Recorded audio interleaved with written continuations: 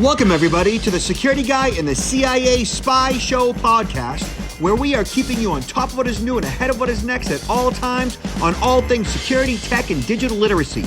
Knowing that when good people like you want to make sure that their money, their family, and their business is safe and secure from attackers, hackers, and thieves, or you just want to make sure your tech is running smoothly, my name is Robert Siciliano.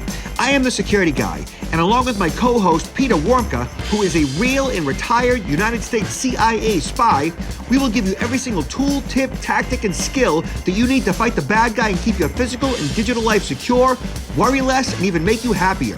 This podcast will help you breathe easier with less stress and a greater sense of well-being. So let's get at it. And welcome to the Security Guy and the CIA Spy. I am Robert Siciliano, and this is Peter Warmka. Hey, Peter, how you doing today? Life is wonderful, crazy, hectic, but everything is really good. And I think we both have news to share, I believe. I see you got something hanging around your neck. Yeah, buddy. So I ran the Boston Marathon yesterday. Wow, congratulations. Awesome. It's my 10th.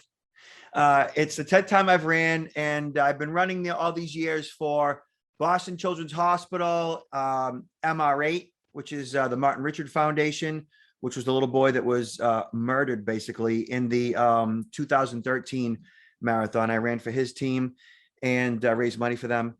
And for Dana-Farber Cancer Research Institute. So I've raised, my family and I, along with all our friends and family and colleagues, have raised over $90,000 in the past 10 years for charities that we support. Wonderful. Well, congratulations, and good for you that you're able to keep on running. I don't know if I could handle that. You know, the whole point and purpose of doing it is, to raise money and to challenge myself, to provide a leadership role for my daughters, to show them, what the possibilities are. And, it's just all overall good karma, so yeah, it's a good thing. Well, where you were doing that, I was crisscrossing the nation here and doing a number of presentations to include two TED Talks. Nice. Congrats. In Oracle Bay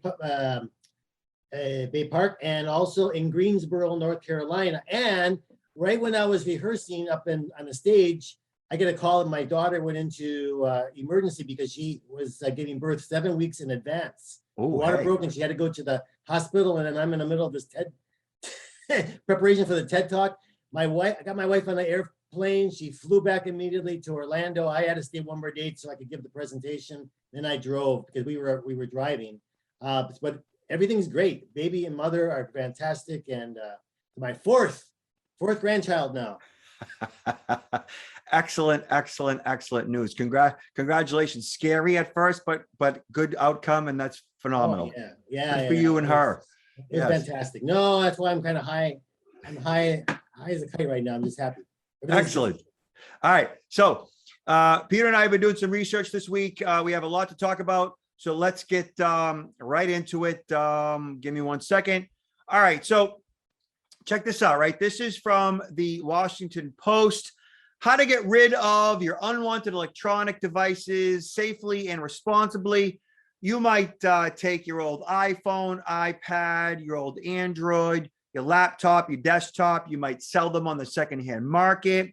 You might trade it in, to whatever AT&T, Verizon, or even Apple for that matter, for money off of your next device. So there's a number of things that you might do. You might donate it to the church. Heck, you could put it curbside and let somebody pick it up off the street, sell it on Marketplace or Craigslist, whatever it is that you might do. But there's a way to do it and there's a way not to do it. Recycled goods or aftermarket or secondhand goods, they have some chemicals in them, some metals that could pollute waterways and landfills. And so there's a way to go about it. And there's also sensitive data on those devices that if those devices fall into the wrong hands, then that could be problematic. And most people, when it comes to their old digital devices, don't really think it through. So we're here to kind of guide you in that direction. This is a bit of, information / personal security and a bit of digital literacy, okay, in this particular podcast. So Here is an article from the Washington Post, how to get rid of your unwanted electronic devices responsibly. We love electronic devices until they get old, or we tire of them, and we want a shiny new diversion. This constant upgrading to the latest and greatest, although is bad for the environment. Things like computer monitors, smartphones, TV sets, and video game systems contain a mix of hazardous chemicals that must be handled properly when you dispose of them. You can't just toss the stuff in the trash, but many people do. So, and it doesn't even say anything about the security aspect of it. I'm going to go right down to the security aspect of it. So privacy first, which I was interviewed for this particular article. It goes on to say that before selling, donating, or recycling any device with onboard storage, follow the manufacturer's instructions about how to properly wipe the memory. This is a big deal. Simply deleting the files is not enough to prevent crooks from accessing that information, says Robert Siciliano, digital security expert with Protect Now, recommends the following steps. So on Windows machines, Apple machines, again, follow the manufacturer's suggestions in regards to, reinstalling your operating system. And if you don't know how to do that specifically, Google it. So search the terms, Windows 10 reinstall, or Windows 8 device wipe, or Mac install OS, or a Mac wipe device, whatever. And then from there, you'll find a zillion tutorials about how to go about that process. It might require old disks that you have on file. It might require hitting a couple of buttons or navigating to certain software built into the device itself. And then from there, you go ahead and you wipe the device. Peter, do you have any experience with this? Well, I was going to ask you, Robert. A lot of times people are returning their devices for upgrades, right? Maybe they go from a iPhone 11 to a 12, and they trade in the 11. And if you're trading it back into the same company, provider that you got it from, let's say Verizon, for example. Yep. Is there much of a concern if you are trading it back into the service provider that's pretty much has access to everything anyway? Or what are some considerations in that vein? So, there is a level of quality control that these companies have, and the people who are handling your digital devices, which may or may not have sensitive information on it, are trained in, and they have certain protocols that insist that they handle it effectively, or they're not digging into your devices looking for additional or sensitive information, right? So as long as those protocols are being followed, then you should be fine. But you've got 100 employees, there's a good chance that one of them might be up to no good, and that's really all it takes, right? And so, and that one employee has your digital device that day. So as much protocol as there is, I think it's still important that you, as the consumer, you whose personal information essentially would be at risk, that you follow these basic guidelines. So whenever for example, I upgraded recently to a newer iPhone, and AT&T provided me with, some basics of what to do and so forth. And I did all that, but I also did additional things, because it's not that I'm concerned that AT&T is going to hack my device. My concern is that somebody at AT&T might be a little, frisky with my device, and I don't necessarily want to take that chance. So not only did I wipe the device, but I also had gone through additional steps by doing some basic research to make sure that information was wiped. Okay. You're absolutely right. A lot of people don't think about, they think about, oh, how do I secure my phone that I'm using right now, or the device I'm using? But the one that you're discarding has pretty much all, most of that same really sensitive information as the phone you're using today. So it's extremely important to be careful with how you're going to discard that device or recycle that device, that you don't have all of that really sensitive information that makes you vulnerable. I think it even one step further, that some people don't realize, even when you're using a device, you carry your mobile device with you. And if you go into a situation where you might be separated from it for a moment, whether you're going through the airports, you're going into some facility that requires you to check in your cell phone, you can't carry it with you, and you have to leave it, with security. You got, especially if you're traveling overseas and going through that situation, having to surrender for a period of time your cell phone, you just make yourself very vulnerable when someone else has access to that phone. Yeah. Something they'll always consider. And at a minimum, that device needs to be password protected, right? Oh, At yeah. a minimum. So whenever you're not going to have any control over it, whether that's because you have to put it in a bin or in a locker of some sort, or just turn it in wherever, you want to make sure it's password protected. So whoever has access to it for whatever reason, they can't just rifle through it. That's number one. Number two, from intelligence standpoint, law enforcement standpoint, I mean, I've seen how phones have been exploited, and tremendous amount of information gathered from someone's phone for intelligence purposes or something that has to do with law enforcement. So you definitely don't want to lose control of that information. No. And so at a minimum, password protect it. And then in addition to that, it may not be a bad idea to not even store any information or sensitive information on there at all. That the device itself is merely access to cloud-based information, so that the device itself, if it is lost or stolen and someone is able to physically plug that device in, there's nothing on it that would be sensitive in nature. Okay. Mm-hmm. So this particular article, which we're going to provide in the show notes from the Washington Post, talks about for Windows computers, do a factory reset and use a disk wipe utility such as Disk Wipe or DBAN, both are free. To shred any files on the hard drive. For Macs, do a factory reset and use the built-in disk utility or third-party program such as Shred-it for Macs. Okay, so what that basically is telling you is that while both Windows and Macs have a factory reset option, there's additional software that you can install ahead of time that is designed to wipe out or wipe off or shred or delete any further residual data. And that's a problem. Because what that's basically saying is the factory reset is not as effective as it needs to be to remove all your information. Okay.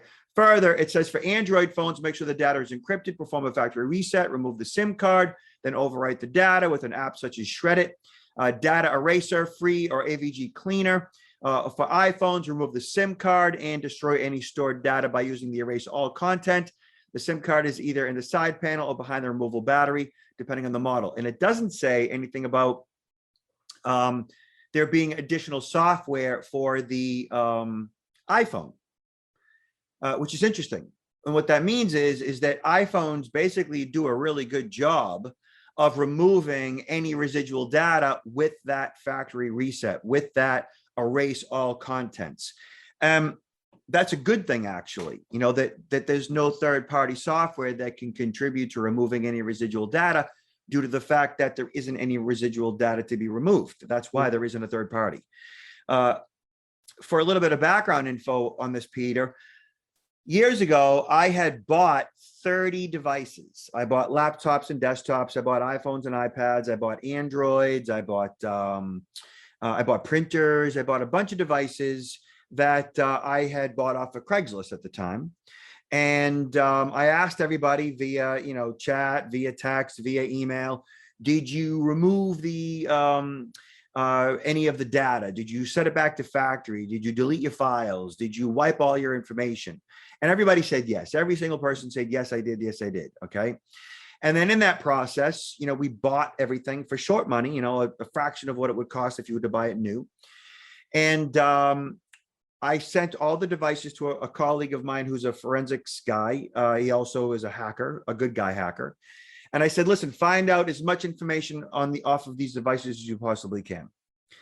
17 of the 30 devices that we bought had enough information on them to steal identities.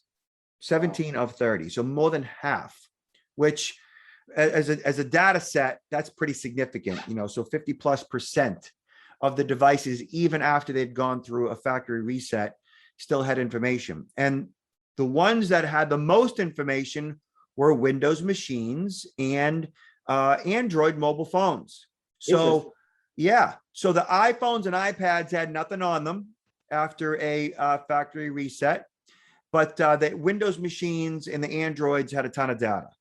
And that was after a factory reset. So what that meant is that maybe some of those people went through the additional protocols and installing third-party software to remove the information, but many didn't.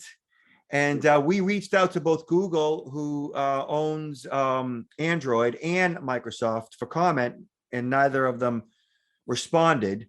But that tells you that if you have a secondhand device, whether you're going to turn it in, you're going to recycle it, you're going to sell it or donate it, you really need to take the extra effort. What are your thoughts, Peter? Oh, absolutely. I agree with you. That's something that I think few people really think about when they're recycling. And it is an inconvenience, right? Like security is always inconvenient, but it isn't, it doesn't take that long really to clean these devices of that information. So it's just one additional step that could really, I mean, if it saves you from being, having your identity stolen, just think about that. It's a small investment in time. Yeah, and even for small businesses, right? You're a small business, you have, 2 or 20 or 200 computers, and you're upgrading all of your systems to something, the latest and greatest. You've got all these old hard drives, all these old boxes, all these old laptops. You can't just, turn them in and recycle them. You've got to make sure that, your client's information, your proprietary data, your customer information is properly removed from those devices. Now, there's a few other things you can also do besides installing additional software programs. You could take all of the hardware itself, and I would suggest in the form of, say, laptops or desktops, physically removing the hard drives themselves. So there's a physical hard drive. They're smaller in a laptop than they are in a desktop, and it's easy to open up the box or take a couple screws out and physically remove those drives, and then take them to a shredding company, a company that deals with industrial shredding. Generally, they have machinery that will physically destroy those drives in such a way where they become metal confetti in so many words. That way they're completely inoperable. The other option might be, if you had the wherewithal, the fortitude, throw some safety glasses on and at a 3-pound sledge and on some concrete, and you could beat all of those devices into a pulp where they would be unusable. That I've seen that. Just I like that. That's what I do. I just like to destroy everything, and it kind of like relieves me of a lot of other stress that I do. I love it. Good. Yeah. So you have options, and the key is, and then eventually with those the hard drives and devices that you beat to a pulp, you can also then stick them in a bucket of salt water if you wanted to, and further destroy any data on there, and or just go to send them right to the recycling plant, whatever that might be. And if you look up digital recycling in your locality, you'll find various outlets where you can drop all that stuff off. So, yeah, good advice. Yeah, and this way, you're going to make sure that you're not going to fall victim to any potential fraud. And obviously, you don't want your identity stolen. All right. So next, we're going to talk about phishing. In this case, spear phishing. Spear phishing, of course, is when the bad guys go directly after you. The difference between regular phishing and spear phishing is like in the sales process, they talk about shotgunning. And shotgunning is when, like, if you think bird shot, it's lots of little BBs and it just goes after everybody, or you spread it wide. Whereas with a pumpkin ball or a buckshot, it's like 1 or 2 BBs or balls, or it's a direct shot. It's like a bullet. It just goes to one person or one beast. That being said, spear phishing is focused campaign to go after you specifically. Bad guys are stalking your Facebook, your LinkedIn, your company pages. They're going after your email address. They know who your coworkers are, and they're doing anything and everything to get either you or your colleagues in their web of lies. So Security Magazine talks about human error, psychology, and specificity, the power of spear phishing. The threat landscape continues to expand with an expected or an exponential rise in pandemic-related phishing campaigns targeting companies, governments, and individuals. The FBI issued a notification of ongoing phishing campaign attempting to steal corporate accounts and credentials for network access and privilege escalation from U.S. and international-based employees. With remote workspace as the new norm, there have been an increased use of corporate VPNs and elimination of in-person verification, allowing cyber criminals to gain access to employee tools at multiple companies with indiscriminate targeting. Wow, that's a mouthful. So, Peter, like, what experience do you have educating your audiences on spearfishing versus phishing? Yeah, Robert, what I usually tend to talk about fishing is just like throwing out that net, right? They're throwing out that net and they're gonna pull in quite a few fish, and these are small attacks. But the spear fishing, as you mentioned, they're going after those individuals, and it's like lancing that spear with such great precision that probably 95% of the time they're gonna catch that fish because they've studied the target from various sources, especially social media. They know what's going to resonate with you, the target. They know what your motivations, vulnerabilities are going to be. And then they can develop their approach. And their approach can be, it might be using the same social media channels with messaging features and approaching you with a fake profile, or even, maybe using an email, but they're going to send you something and it's going to hit one of your central motivating, things that really motivate you. You're not going to imagine that this is a phishing email, because I think a lot of the phishing simulation products that are out there kind of like are training individuals about, kind of like these normal phishing emails that are sent out in volumes versus those direct spear phishing. And so you're right, this is becoming more and more popular. I think there needs to be much more education and sensitization regarding this. And there's kind of like two phases here. One is, how much information do I put out there that could be used in preparing a phishing attack against me? And then also being sensitized, what might these different approaches look like? Yeah, But yeah. both sides of that coin need to be addressed. You bring up really good points, which leads us into how to defend against spear phishing attacks. So, Security Magazine goes on to talk about how all security teams should be concerned with spear phishing due to its effectiveness in reaching critical targets, right?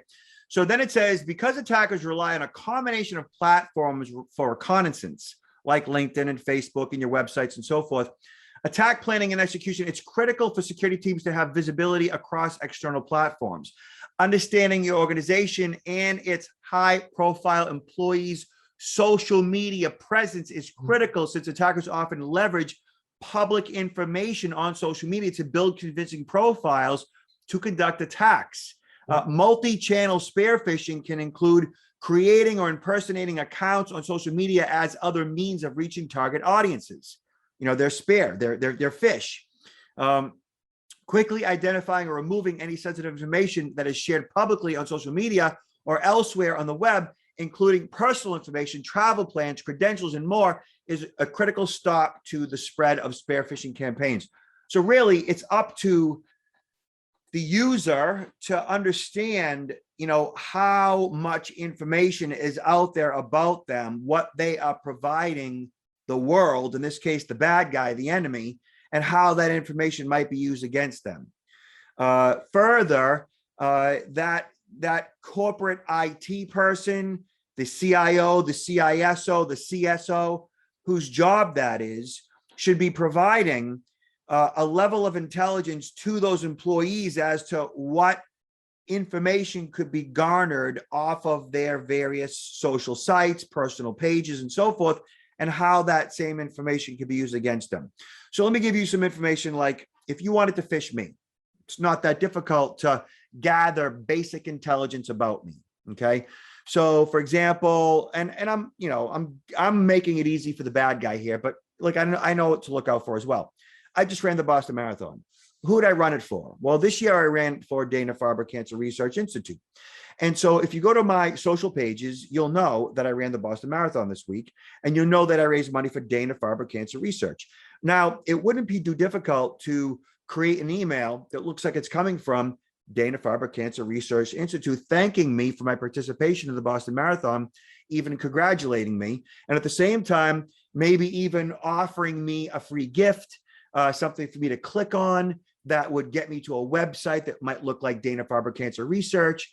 And when I click that link and get to that website, it might be a spoofed website that would require me to maybe sign up for an account, enter various credentials, maybe provide credit card information or routing information for a bank account, any number of sensitive information that it might be required for me to enter in order for me to claim a prize or a win or to access whatever gift they might be providing me. I mean, there's a number of ways to skin that cat, right?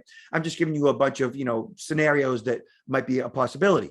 That being said, just looking at my profiles could putting together a ruse to further, get me down that rabbit hole, right? For me to, bait on that hook, to hook me, wouldn't be too difficult. I'm not going to fall for it. That said, anybody's pages out there that has similar critical, sensitive, or at least public information is what the bad guys are using to get access to you and your people. Hey, okay, Robert, what if I were to decide I'll set up a fake LinkedIn profile, and this profile will also be a fellow marathon runner who had participated a couple of times in the Boston Marathon and want to connect with you. Would you find that is something that would be of interest? You might have automatically have rapport with this person, fellow marathon runner, right? And then exchange a couple of messages with you, and then all of a sudden send to you in the messaging feature of LinkedIn, hey, I got some information here for an upcoming marathon in I don't know where, Singapore, or I got some pictures that, hey, I want you to see from a recent event. You would probably trust. I mean, how would you be able to say, well, should I trust this individual or not? Right? You see how that can really be difficult at times. And that's it. And then that link that you would click on to access those photos or access that website, that link itself could be infected, so to speak, meaning that by clicking that link, you could download an executable, a destructive payload, basically a malware, malicious software, spyware onto your device that would infect your browser and or your operating system. That's why when I get an invitation from someone who wants to click on LinkedIn, and first of all, I take a look at the profile. A lot of times I do that reverse image search to see where else on the internet is this photo. And I also do other Google searches where I might use the name of that person and some other thing that they mentioned, maybe the Boston Marathon, or their name, and maybe the university where they claim to have gone, or their employer. And if the only thing that pops up is that profile, I'm very suspicious. Because these days in an age, almost anybody, are from our, especially people that are our age or younger, have significant social media presence. And it's not going to only be one profile like on LinkedIn. They're going to have other things that are out there. And that's, I think, a way to be cautious about incoming connection request from someone you don't know. You might just want to conduct some easy due diligence on Google to ensure you that, hey, this person is real versus Yeah, but in certain security circles, this is called zero trust. And I always say, everyone or everything or every inbound communication, everyone's a liar until proven otherwise, and that might sound like a real cynical way to look at the world and maybe even a little paranoid, but that's just not the case at all. It's just making sure that whatever it is or whoever it is that you are engaging is in fact who they say they are, or that opportunity or that request is in fact a legitimate one, opposed to one designed to hook you or spare you, right? So all good stuff, but scary, but good stuff as long as you're diligent to the point where you're making your best efforts to uncover what might be potential fraud and or the truth. That's always a good thing, especially in our continually complicated digital scary world, right? All right, Peter. So next in line, and you should be able to see, if you don't, let me know, Apple releases urgent iPhone and iPad updates to patch new 0-day vulnerability. So this is via the Hacker News. If you don't see that, let me know. So Apple released a security update for iOS and iPad to address a critical security vulnerability that it says is being exploited in the wild, making it the 17th 0-day flaw the company has addressed in its products since the start of the year. It's kind of significant. The weakness, and it has an identifier number, concerns a memory corruption issue. The technical specifics about the flaw and the nature of the attacks remain unavailable. So basically what's happening is that Apple, Macs, iPhone, iPad, the operating system itself is becoming, so much more ubiquitous. It wasn't more than a decade ago that the majority, 80, 90% of all computers, of all digital devices, had the Microsoft operating system. And then Android came along and iPhone came along, Mac came along, and actually Mac came next, and then Android, and then iPhone. All that said, the Mac operating system, especially the iPhone and iPad, is so much more ubiquitous today than it ever has been. More and more viruses are being deployed, exploiting it. That being said, again, Apple does a really, really good job of detecting all of this with their own research teams and deploying critical security patches within their OS operating system as quickly as possible to patch it. I am unaware of Apple devices being hacked in such a way where it has caused, devastation, major security breaches. Apple's pretty on top of this stuff. That just might be the limits of my awareness. But that said, Apple does a really good job of it. And as long as you are going to your OS and looking for that little red dot in your your settings menu or your system preferences that says you've got an update that's available to you either on your iPhone, iPad, or your Mac device, you should take full advantage of that as quickly as it comes out. Peter? I echo your advice, and I think that overall, from a security standpoint, Apple is pretty good, but it's really important to keep those updates as soon as they're available. Take care of those, because there's some people that maybe like let it go for several days or a few weeks, but that's enough time for something to happen. So as soon as it's available, definitely update it. So Peter, what are you up to these days? What do you have to promote? Oh boy. Still I got a number of training courses that are coming up, programs. I'm going to be up in the Washington, D.C. area for an entire month conducting a training. I have a fundraiser down in West Palm Friday for a major group. They're going to talk about cybersecurity. They want me to do a keynote this Friday. So just a lot more things that I anticipated for this year, but it's all good. What about yourself? Where can people find you? Oh, yes, of course. www.counterintelligence/institute.com or my LinkedIn page, Peter Warmka. And there's a lot, there's links there to Facebook, Twitter, Instagram, etc.